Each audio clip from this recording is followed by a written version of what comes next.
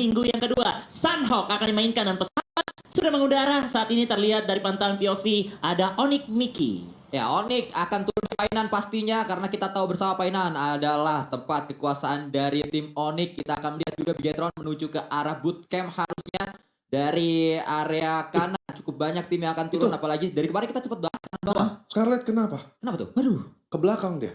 Oh, itu Scarlet dari tim BF. Memang sedari hari kemarin itu yang terjadi karena informasi yang saya dapatkan adalah bisa masuk ke room, bisa masuk ke pesawat tapi tidak bisa ikut bermain karena ada satu dan lain hal yang tidak bisa ditinggalkan oleh Scarlet. Dan ini Scarletnya tuh Scarletnya si BF bukan Scarletnya si Onyx. Dan menariknya di PMVB memang ada beberapa player walaupun dari tim yang beda namanya sama. Nah, itu dia. Ya kan? Ya, tapi kalau Scarlet dari Butterfly ini kalau bisa dikatakan dia pendatang baru juga ya. Betul. Untuk di PMVB ini, dan tentunya juga kita tetap respect untuk Butterfly Scarlet yang saat ini juga dia belum bisa bermain semaksimal mungkin, tapi dia selalu menunjukkan profesional. Dia tetap masuk ke dalam room, tetap mengikuti aturan yang ada, tapi juga kita tetap mendoakan untuk ketiga temannya yang masih terus berjuang untuk bisa mengimbangi atau mengejar poin-poin ketertinggalan mereka juga. Dan kemarin kita melihat di Sanok Sunsquid, kemarin beberapa kali kayak ada tim yang sudah mulai setup Ya. kayak ingin membungkus satu tim, tapi pada akhirnya mereka terlalu bertahan lama, orang ketiga datang. Kayak kemarin itu Morph, Bulls ingin membungkus satu tim itu yang berada di tengah mereka. Lupa kemarin tim apa ya? Ya, ada satu tim lah ya Iya, yang ada satu tim. kelihatan seperti itu. Dan juga menarik kita melihat saat ini ada pemain-pemain dari Onyx. Saat saya baca beberapa berita yang berseliweran, ada salah satu media e-sport yang mengangkat berita wawancara bersama dengan Alter Ego Lin. Ditanya, kalau dari pemain Onyx kira-kira siapa yang bisa ditarik menuju ke Alter Ego ini? Berandai-andai aja. Iya, Dan berandai-andai ya. ngejawab shot pay sih. Gini gue bacain. Oke. Shot pay sih, aku kalau bisa mau narik shot pay. Soalnya menurut timku juga memang game sense-nya bagus. Ucap Lin. Itu yang Ucap dikutip Lin. dari media e-sport tersebut. Dan juga memang kalau kita lihat shot pay jadi salah satu tulang punggung di Onyx X. Tapi menariknya lanjutan di berita tersebut adalah walaupun shot pay masuk ke Alter Ego Dion, tapi belum tentu akan jadi pemain utama. Betul. Karena itu Alter Ego dia. Dion juga sekarang udah kuat banget. Kuat banget. Dan memang beberapa kali itu kita sering melihat ya kejadian tim-tim yang melakukan hal tersebut. Kayak misalkan kayak kita tahu ya, kayak dari Bigetron dulu ingin mengambil Yuhai, tapi ya pada akhirnya memang sama-sama bagus, tapi dengan pembentukan kemistrinya itu yang kadang susah ya untuk membentuk dan mengikuti turnamen yang terdekat buat mereka. Ya, itu dia karena memang dengan banyaknya pemain bintang di satu tim, ini juga di satu sisi bikin coach atau bikin manajemennya enak, siapapun yang diturunkan selalu pemain bintang, selalu bagus lah, jaminan bagus untuk pemain tersebut bermain. Tapi bermain bagus untuk individu belum tentu bagus untuk tim juga. Betul. Karena kan kalau untuk tim terkadang memang butuh ada yang ngalah dikit egonya untuk bisa bermain agar tim itu bagus secara keseluruhan. Kalau menurut Anda bagaimana Junior sebagai analis kita dengan 12 follower. Apalagi kita lagi di POV-nya Hoti nih. Kenapa kok langsung salah fokus? Iya, gue tadi ingin menanggapi berbagai perkataan Sunsquid, tapi dari Hoti ternyata seperti lagunya Afgan, wajahmu mengalihkan duniaku. Oke, balik lagi. Omongan Sotpe ya. Sotpe yang ingin direkrut ke arah Alter Ego Dion. Bukan ingin direkrut tapi berandai-andai. Kita jangan sampai jangan sampai bahaya nih. Kalau emang jadi juga nggak apa-apa.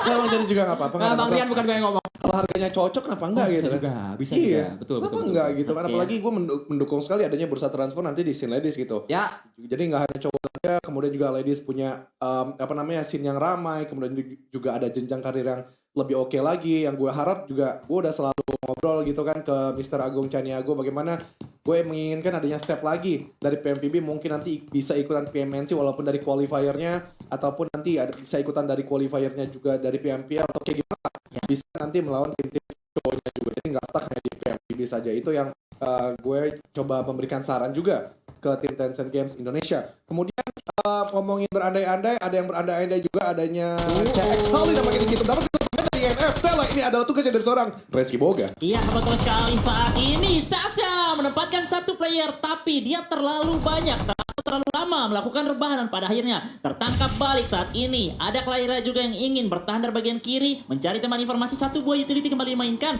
tapi belum mendapatkan pendapat yang cukup berarti, baru menyicil beberapa HP saja. Dan dua teman backup datang lebih cepat. Akankah bertemu lagi coach beberapa kali satu, tapi backup datang juga dengan AKM-nya begitu sakit. Tumbang menyusul bagian satu dengan Nace menggocek bagian kiri dan pada akhirnya YNF prok ke bagian lobby menjadi tim pertama yang tusun saat ini. Ya, yang and free dibuat bebas mereka di in-game ini, bebas untuk melakukan apapun di luar in-game karena mereka sudah pulang menuju lobby dan pastinya evaluasi besar akan dilakukan oleh YNF di match selanjutnya. Apalagi kita ingat hari ini masih ada Sunhawk yang akan dimainkan nanti sehingga pastinya tidak boleh mereka mengulangi apa yang terjadi di match yang pertama. Kita berpindah Reski menuju ke arah yang berbeda dari drone view tadi. Ini adalah pertemuan di area dua pulau yang berbeda dipisahkan dengan satu sungai. Harusnya ini deket-deket antara pulau A dan juga pulau B kalau nggak salah, atau pulau C sama pulau B, di mana sudah berseberangan dan memang tempat ini sering diambil oleh banyak profesional player. Iya betul sekali Sanskui, dan pulau Jawanya itu yang di bagian kanan ya Sans? Ya betul. Itu pulau Jawa yang Sans keluarkan kemarin di final PMPL, dan tentunya juga saat ini sudah mulai ada pertemuan terjadi, masih ada jarak antara mereka, masih ada terbagi oleh Sungai K Junior. Oke, ini cukup atraktif ya Sunhawk yang dimainkan pada match kali ini. Gue cukup senang dengan perkembangan dari Sinai di sini. Walaupun kemarin gue bilang mainnya masih kayak tim amatir ataupun semi pro gitu, mereka kayak ya masih kelasan bawah, tapi hari ini ada perubahan yang cukup oke. Di menit-menit kelima setidaknya mereka udah coba melakukan pergerakan, melakukan rotasi, setidaknya ada pergerakan seperti Cek Salih tadi membegal dari tim mana yang ketemunya mereka. Begitupun dari YF, gue juga senang walaupun mereka tadi tusun, tapi pergerakan mereka juga cukup oke untuk mencoba melakukan rotasi. Tapi ini gue masih berpikir masih ada kemungkinan karena faktor circle juga mungkin yang ngebanting ke kiri. Jadi kayak banyak tim mindsetnya gue harus coba cepat untuk melakukan rotasi. Tapi ada tim fight di situ terjadi dari Morph dan juga BNW. Ya, terlihat bagaimana Morph coba datang menuju ke arah compound BNW, tapi BNW juga melakukan pergerakan menjauhi area tersebut. Area pertempuran yang ternyata tidak ingin dimainkan oleh BNW membuat mereka mundur terlebih dahulu. Ada satu pemain yang ditahan di situ atau menahan dirinya di situ, itu adalah Nacha sebagai pemain yang paling dekat dengan area penyerangan dari Morph. Langsung menyebar pemain-pemain BNW melakukan tembakan dan Dita menjadi korban pertama dari keganasan Niki. BNW memainkan fight dengan cukup baik di awal-awal, bahkan confirm elimination sudah langsung didapatkan oleh Niki. Wah, akhirnya BNW bisa kembali mematahkan kekuatan dari Morph, dan saat ini juga situasi berimbang 3 melawan 3 karena kita tahu Dita melakukan flank dari bagian kiri dengan cukup jauh, tidak adanya follow up dari teman yang begitu cepat, dan pada akhirnya saat ini juga Tony Montana lagi yang berganti ke bagian kiri, dan ada Asia juga yang mencoba melebar dan Kola dari bagian tengah. Tapi ya mereka harus berhati-hati karena mereka juga bertemu dengan BNW yang kita tahu bahwa BNW ini adalah tim yang harus diwas-was, tim yang lagi kuat-kuatnya juga. Niki masih melakukan setup dengan melakukan proning, mereka tidak terlalu lagi agresif karena sudah kalah personil mereka satunya. Ya, menjadi cukup menarik kalau kita lihat respon yang akan coba dilakukan oleh pemain-pemain Morph. Blue Zone ada di area permainan dari Morph, dan saat lagi BNW juga akan terkena Blue Zone. Tapi kalau untuk Morph, ini adalah sesuatu yang familiar untuk mereka karena Morph selalu terkena Blue Zone di apapun mapnya. Mereka selalu rotation, sehingga hal ini pastinya sudah bisa diantisipasi dengan baik. Tapi tidak untuk tembakan yang datang dari BNW, karena tembakan demi tembakan langsung menuju ke arah tubuh pemain-pemain Morph. Satu tumbang, mencari yang kedua pastinya BNW untuk bisa menumbangkan kembali pemain Morph di sana. Di depan ada satu pemain Asia, sedang jongkok dia. Apa yang bisa dilakukan? Link sudah berhasil digunakan oleh Asia, tapi Blue Zone ikut cabur dari fighter dari Niki datang. Niki ingin elimination tersebut, Niki melakukan tembakan. Niki coba untuk melakukan tembakan kembali, tapi Niki tumbang karena Asia melakukan proning dengan sangat cepat, tapi backupnya juga on point datang dari Aisyah. Ya betul sekali, nyaris Asia bisa mendapatkan tambahan poin, tapi Tony Montana berada di bagian belakang yang masih lumayan jauh untuk membantu seorang Asia, dan pada akhirnya Asia belum bisa diselamatkan lagi, langsung di M. Tony Montana masih mendapatkan beberapa waktu untuk menyelamatkan kembali adiknya Kola yang sedang tersungkur di bagian tanah, dan dari BNW juga harus kembali memboosting diri mereka karena mereka saja baru menerima beberapa peluru panas yang dilontarkan dari seorang Asia. Nacha di bagian depan lagi untuk press ke bagian 2 player dari Morph, tapi ini kayaknya Morph ingin tarik sih. Ya, harusnya kalau kita lihat posisinya seperti ini, Morph mau nggak mau harus mundur terlebih dahulu, tapi emang Kola adanya ini. Enggak, maksudnya adik-adik. Oh, adik-adik. Adik-adik. Adik beneran. Ternyata tidak. Ternyata tidak ya teman-temannya. Ya karena mungkin mereka yang baru bertemu juga ya. Karena Kak Tony Montana ini baru saja masuk ke Morph. Ya, sebelumnya dia ada di Bonafide. Ya, betul. Bonafide Artemis, dan juga sebelumnya lagi ada di Boom Artemis. Saat ini menuju ke arah Morph, dan juga Morph jadi Morph Artemis sekarang. Berarti Artemis tuh selalu di bawah Artemisnya ya. Apa nama Artemis itu? Apa tuh? Apa tuh? Kalian tahu gak? Tidak. Apa? Gak ada yang tahu. Gak ada yang tahu. Kalau nggak salah ya. Lempar topik lagu sendiri. Apa? Kalau nggak salah ya, Ya. itu nama Dewi dari Athena. Yunani. Oh ya. Oh, nama Dewi. Nama Dewi. Coba gue cari. Sabar, kita cari dulu ya teman-temannya. Kalau dewa kan Zeus, kayak gitu, Oh. Olympus. haus apa segala macam kan. Jadi itu menunjukkan kalau wanita juga tangguh gitu ya. Iya, Betul. tangguh. Apalagi kita tahu ini julukannya Pretty Tough ya teman-temannya. Kalau Dan- salah ya, balik Iya. lagi ya. Itu Ya kalau sabar ya kita masih cari dulu kalau salah. Oh ya, iya, ada nih. nih. Artemis dalam bahasa Yunani ya susah bacanya adalah dalam mitologi Yunani adalah dewi perbuluan. Perbuluan alam liar, hewan liar, lalu juga pembuktian, simbol pembuktian. balap liar ya, Bang. Bukan hewan liar tadi, alam liar, hewan liar. Oh. Dia adalah pembawa dan penghalau penyakit pada perempuan serta merupakan dewi yang membantu dalam ronde lahir. Ia Oh, merupakan bidan. putri. Iya, ntar dulu. Idan. Bener juga sih. Dokter kandungan ternyata ya. Dia adalah putri dari Zeus dan juga Leto. Wah, ternyata sejalan gitu ya yang Iya. tadi sudah dikatakan oleh Kak Junior ya. Betul sekali. Emang. Itu Artemis, ada Betul. Rimor. Coba kita cari-cari buat tim yang dari tim lain. Kayaknya ada juga ini. Ya memang ternyata itu adalah simbol dari dewi di Yunani. Yes. Artinya tadi kan sangat luar biasa, Betul. wanita yang kuat dan itu yang ingin dibawa, semangat tersebut yang ingin dibawa menuju ke arah Mort Artemis sekarang. Ingin membuktikan bahwa Mort Artemis ini adalah wanita-wanita yang tangguh Ya. untuk Pemburu bermain, liar. pemburu liar juga. Tapi sekarang mereka lagi diburu nih. Ya, itu yang menjadi permasalahan. Ternyata semangat tersebut belum tercermin di match yang pertama. Ya, betul. Tapi masih ada kesempatan untuk match yang kedua. Betul. Kira di roasting. Itu bagiannya Kakak Junior yang sudah tembus 12k followers sekarang. Masih lo rezeki lo. Makasih lo ucapannya. Wah. Tapi saya lihat ini 12 menit di sini terus nih kayaknya nih. Betul, dari tadi. Belum bergerak ya? Karena Ya. memang tidak bergerak kemana-mana. Dan ini juga area yang sangat enak. Ini area ujung-ujung yang bisa membuat tim GC ini ke 3 pulau dengan cukup nyaman. Iya betul, apalagi dia dapat visinya juga enak ya. Dia Ya. dari bagian post sniper juga, dia bisa mengontrol ke bagian seberang dari pulau A juga, ataupun tim-tim yang mendatang dari Bukit Bootcamp ya. Dan tentunya juga dia belum mendapat informasi tapi tetap stay saja. Dan saat ini terpantau dari bagian area jembatan. Katakan dulu jembatan Bucin, sempat terkenal juga ya. Ya. Jembatan Bucin yang biasa dimainkan oleh Aura juga, tapi saat ini diisi oleh Point bersama Grims yang dimana sama-sama sudah melontarkan peluru antara mereka bersama Joey B. HP mereka berkurang sama-sama pelurunya masuk, tapi masih ada beberapa temannya. Ada Roses bagian depan juga ingin mendekati ke area kompon dari Grims. Dua player masih bertahan Tanara. Mereka juga dari Void belum terlalu berani karena belum tahu titik tepat anak-anak dari Grims ini seperti apa. Tapi cukup menarik Resi kalau kita lihat Caroline. Di punggungnya ada MG3.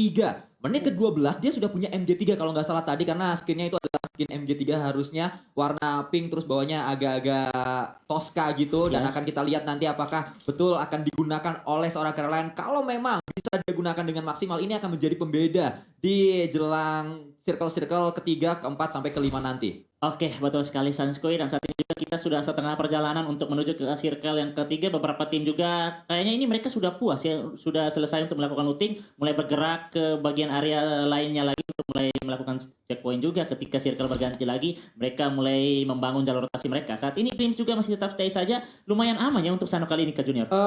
Ya, kali ini mereka agak sedikit menurunkan tensinya, berbeda dengan menit-menit awal ketika memasuki menit kedua.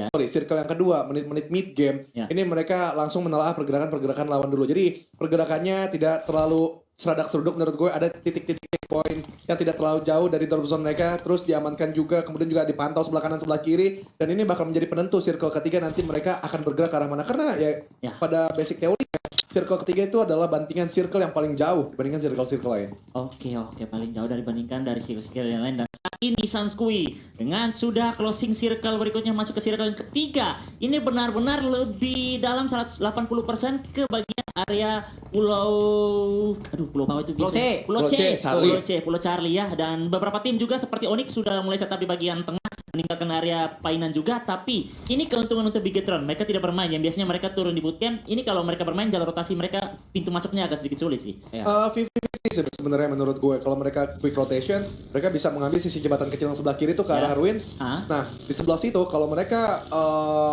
bisa bergerak 4 player sekaligus, Ya. kemudian juga mengambil pemain-pemain Onyx yang berada di Bukit Painan, itu mereka nampaknya bisa nge-secure terlebih dahulu. Jadi tergantung gaya rotasi mereka. Kalau quick rotation mereka bisa controlling menurut gue.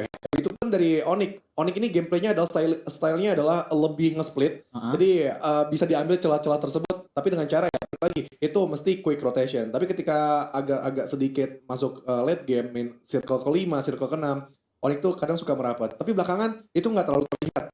gue melihatnya Onyx di 1 minggu yang kemarin mereka nge-split tanpa ada tujuan. Jadi ini rapuh banget, makanya Onyx tidak terlalu baik untuk PvP season ini. Tapi mungkin saja hal tersebut akan berbeda untuk minggu yang kedua karena Scarlet berada di dalam gubuk dan saat lagi akan ada HBD menuju ke arah satu pemain tapi ditutup terlebih dahulu pintu tersebut. Scarlet keluar, ada Cup RB yang bisa digunakan tapi tidak digunakan. Ada backup dari arah yang cukup jauh. Scarlet bersiap dengan sebuah granat tangan kanannya tapi Levin juga bersiap dengan granat. Akan coba dilemparkan terlebih dahulu. Levin gak sadar ada di luar dan granat dilemparkan tapi tidak memberikan sebuah knockdown menuju ke arah Grims. Nevin. Iya betul sekali, karena seorang Scarlet harus terpantul lagi, tapi berikutnya cukup baik dan pas menumbangkan seorang Lavin saat ini. Kembali Grims menerima tekanan begitu besar ke area dari tim Onyx. Granat berikutnya lagi dari seorang Scarlet ingin berupaya mendapatkan finishing point untuk mereka lagi. Dan tentunya juga mereka harus kembali melakukan regroup karena masih ada penyebaran dari Onyx. Saya masih berada di bagian kiri, sudah datang bantuan dari Mikey dan juga Sotpe. Ada Bobo di bagian belakang yang bisa mematahkan flanker dari Onyx nih, Sunspeed. Pas sekali bala bantuan datang menuju ke arah seorang Scarlet. Sehingga saat ini keadaannya 3 melawan 3 di satu komplek yang sama. Granat sedang disiapkan tadi. Boba juga memantau ini pemain yang tadi sempat dibahas oleh Reski Boga berada di belakang menjadi jangkar dan dia bisa menjadi pembeda. Bisa melihat ke arah point of view yang tidak dimiliki oleh rekan-rekan pemain Grims yang lain. Tapi kalau kita terus memantau dari POV Tanara bersama dengan Macha sebagai yang terdekat dengan pemain-pemain Onyx, mereka hanya stay saja di sana, hanya berdiam diri saja, boosting terlebih dahulu karena Macha sadar sesaat lagi dia harus menghadapi sebuah fight yang besar berhadapan dengan Landak Kuning yang saat ini sedang mengamuk di minggu yang kedua. Ya betul sekali, Landak Kuning sudah mulai menunjukkan mereka yang tentunya kita tunggu-tunggu juga performa mereka yang aslinya di season 1 saat ini. Boba masih bertahan di bagian belakang dan Mikey juga masih tentunya masih menjaga badannya terbuka, tapi malah Boba yang terlebih dahulu. Dan informasi sudah didapatkan, ini tentunya dari Onyx tidak ingin melebar ke bagian kanan. Mereka langsung saja menuju ke bagian rumah tengah, tapi dari Scarlet juga belum berani untuk masuk. Dan ketiga player dari Grims masih tetap menjaga barang mereka. Ini Grims sudah dibungkus, ketika mereka keluar bisa dipatahkan dari Cecil juga. Ya, dan lihat bagaimana circle-nya berada lebih dekat di area Onyx daripada di area permainan dari Grims, sehingga Onyx bisa langsung menuju ke arah circle. Grims akan terlambat dan Grims akan ditahan di area garis dari circle karena pemain Onyx cepat untuk langsung menguasai area garis circle-nya. Bibir circle sudah didapatkan oleh Onyx. Kita berpindah menuju ke arah CX Warning Heli. Kembali ada sebuah peringatan keras menuju tim ini. 1 knockdown, 2 sudah pulang, sisa Nace sebagai last woman standing. Ya, Nace harus kabur untuk meninggalkan peperangan yang ada karena mereka sudah kalah kekuatan, dan tentunya juga dia harus kembali bergerak untuk mempercantik lagi placement untuk tim CX Warning Heli. Dan saat ini juga pertemuan mulai terjadi antara BNW, ada Foin juga menemukan beberapa player dari Bull terkenal di bagian sisi lain, dan saat ini pantauan sudah di area mereka. Joey bakal bergerak dengan sebuah bagi untuk melakukan regroup juga ataupun flank untuk bisa mencari tambahan informasi lagi. Terlihat di bagian depan mereka juga ada tim Simba yang dimana juga belum join the fight. Ya, bagaimana apa yang akan coba dimainkan oleh pemain-pemain Void menjadi cukup penasaran kita menyaksikan karena Void di minggu pertama mereka datang dan mereka mampu bermain dengan sangat mulus, tapi hal tersebut belum terlalu terlihat di minggu yang kedua. Bahkan saat ini di depan area rotasi dari Void terdengar ada baku tembak, tadi itu adalah Dewa United dan juga Bulls ternyata, tapi ada peluru-peluru juga yang menuju ke arah bagi yang sedang melaju digunakan oleh Joey B bersama dengan satu pemain lain, proses tembakan dengan tembakan elit menuju ke area depan. Bulls sedang diincar, Bulls terus diberikan pressure, tapi Blue Zone lagi-lagi ikut campur di fight yang sedang terjadi. RBCL pulang menuju ke arah lobby.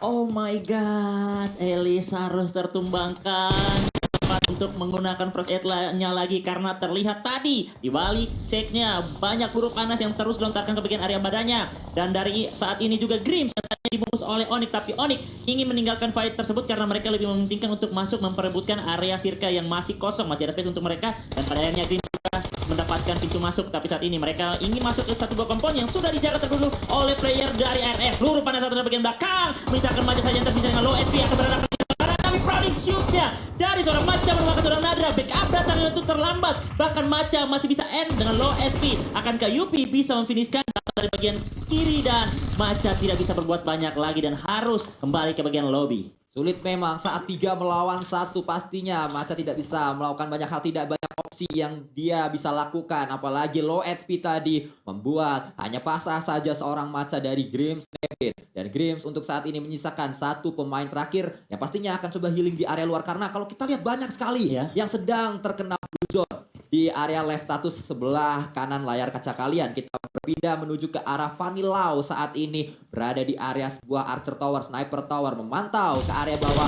memantau hal terlibat yang coba incar. Tapi kita lihat juga bagaimana Lengker sekali Scarlet untuk bisa mendapatkan satu knockdown tadi menuju ke arah pemain-pemain GT. Ya betul Scarlet mau bilang sekali jadinya baca Scarlet.